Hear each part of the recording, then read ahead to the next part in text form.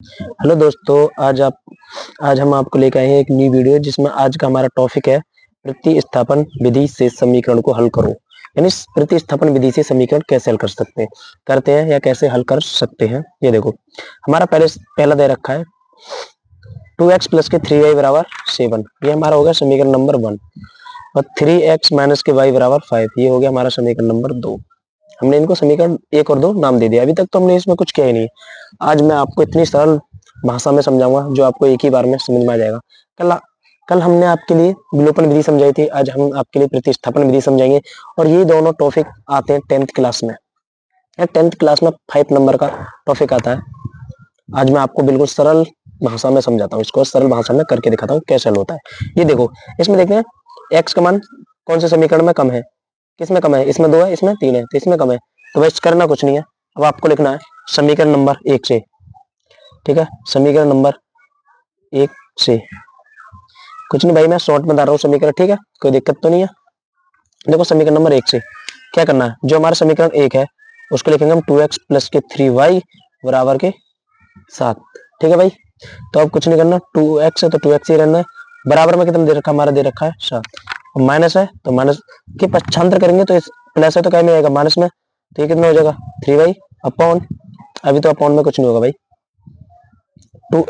अब 2 को हटाएंगे तो अब आएगा ये अपॉन में। देखो 7 माइनस का 3y अपॉन का 2, क्योंकि ये गुणा में था, अब कहाँ पहुंच गया, भाग में आ गया। मैं डायरेक्ट कर रहा था तो आपको समझ में नहीं आता था, इसलिए अब मैंने थोड़ा एक लाइन नीचे लाके समझाया है।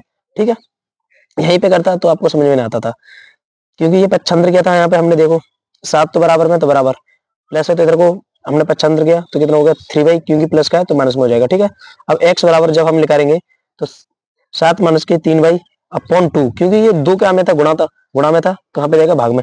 ये जो मान है ये क्या लिख लिया, हमारा x का मान है। एक तरीका था, इसको हम बोलते हैं समीकरण नंबर 3। ठीक है, हमने कौन से समीकरण नंबर से निकाला है, 1 से निकाला है, तो समीकरण नंबर 2 में पुट कर दो।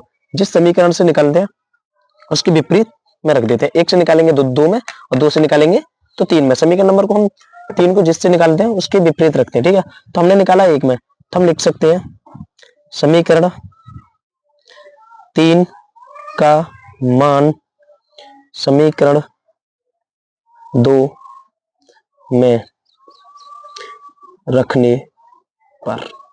ठीक है भाइयों, यहां तक तो आपको कोई दिक्कत नहीं होनी चाहिए मेरे अनुसार। तो देखो, अब कुछ नहीं करना, अब आपको समीकरण नंबर 2 लेना है 3x माइनस के y बराबर 5। तो x की जगह खाली x का मान रख दो, 3 का 3 ऐसे ही रहेगा। हमारा x का मान है ये, हमने जो पुट कर दिया अपना 2। ठीक है, और अब जो बराबर में जो दे रखा माइनस के y बराबर 5, तो ये अपना लिख दिया हमने। ठीक है, ये जो हमने लिख दिया।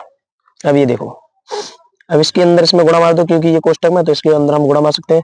तो कितना हो जाएगा 7 या 21 माइनस 3 या 9y अपॉन के 2। भाई 2 में गुणा नहीं लगेगी, खाली ऊपर ऊपर ही लगेगी। ठीक है, ये अपना भाग में लगा, माइनस का y बराबर के 5। इसके नीचे 1 मान लो, इसके भी नीचे 1 मान लो, कोई दिक्कत नहीं है। ठीक है, अभी इसको यहीं पे हल नहीं कर देना कि माइनस और माइनस के इसके जोड़ के 10y कर देना, ये गलत हो जाएगा, क्योंकि ये भिन्न रूप में, इसको हमने सही क्रम में अगर लिखना। देखो अभी इसका हम दो इधर 2 है, इधर 1 है, इसका एलसीएम कितना आएगा, इसका एलसीएम आ जाएगा कितना 2। इन दोनों के नीचे दो अलग अलग डिवाइड करेंगे तो 2 आएगा। ठीक है, तो इसको हम इधर को नहीं लिख सकते हैं 21 माइनस 9y और माइनस 1 का पार्ट कितना, 1 का भाग 2 में लगाएंगे तो कितनी बार जाएगा, 2 बार जाएगा। तो गुणा में कितना हो जाएगा y बराबर 5।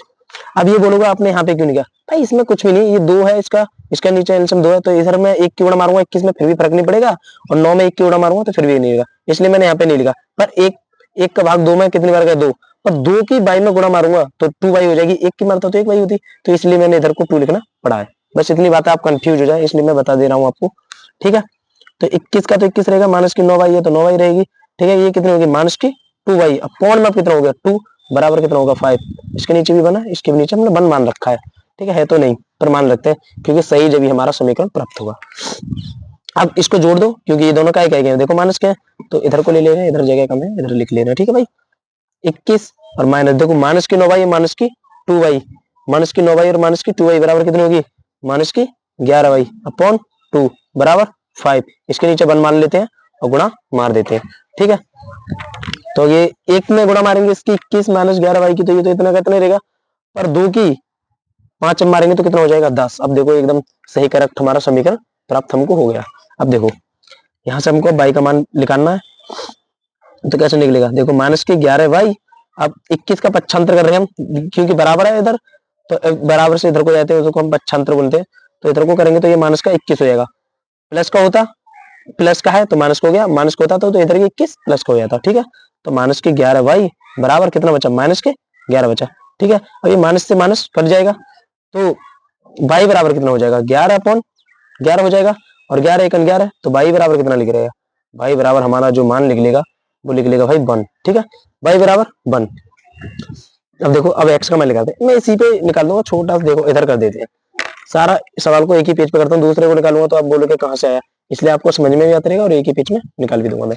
अब देखो इधर देखते हैं, यानी y का मान निकालना। अब देखना हमको, देखो इनमें इस वाले समीकरण में किसमें y का मान कम है, तो समीकरण नंबर 2 में y कितनी है 1 है, और उधर कितनी है समीकरण नंबर 1 में तो 3 है, तो किसमें है कम 2 में, तो हम लिख सकते हैं, देखो इधर हम लिख देंगे अब y का मान समीकरण नंबर क्या में रखने पर 2 में रखने पर, अब उसमें y का मान लिखेंगे रखेंगे जिस समीकरण में जिसमें y का मान कम हो, तो ये देखो समीकरण नंबर 2 में y का मान कितना है कम है, तो इसलिए इसमें लिखेंगे। देखो अब यहाँ पे मैं लिख दे रहा हूँ समीकरण नंबर 2 को, हमारा समीकरण नंबर 2 है 3x माइनस के y बराबर 5। इसमें क्या रखना, मेरे को y का मान पुट करना है, ये देखो तो 3x का तो 3x रहेगा माइनस y का मान देखो कितना है, भाई का y का मान कितना 1, तो y की जगह मैं कितना पुट करूंगा 1 करूंगा, बराबर के 5 है, तो 5 भी रहेगा, ये देखो 3x माइन, अब ये क्या है माइनस है तो इसको पक्षांतर कर दो ना, अब 1 को हम पक्षांतर कर देंगे इधर, तो किसमें हो जाएगा, देखो माइनस का अब क्या हो गया प्लस में हो गया। अभी मैं आपको इसी बात समझा रहा था, माइनस का है तो प्लस में होगा, प्लस का है तो माइनस में होगा, ठीक है भाई। जैसे मैंने अभी इधर ये 21 पक्षांतर किया था तो माइनस में गया था ना, हाँ क्योंकि ये प्लस का था। अब देखो क्या है -1 क्या है माइनस का, तो इधर को हो जाएगा तो क्या होगा प्लस का हो जाएगा 1, ठीक है। तो देखो 3x बराबर कितना हो गया, अभी 6 हो गया हमारा, तो x बराबर जब हम मान निकालेंगे तो कितना हो जाएगा 6/3, गुणा वाला काय में आता है भाग में, आपको मैंने इतना पहले ही बता दिया पक्षांतर करने पर, प्लस 12 ये माइनस प्लस के काय में आते हैं, बस प्लस से चेंज हो जाते हैं इनके, ये भाग में नहीं जाते नहीं गुणा में आते, ठीक है भाई।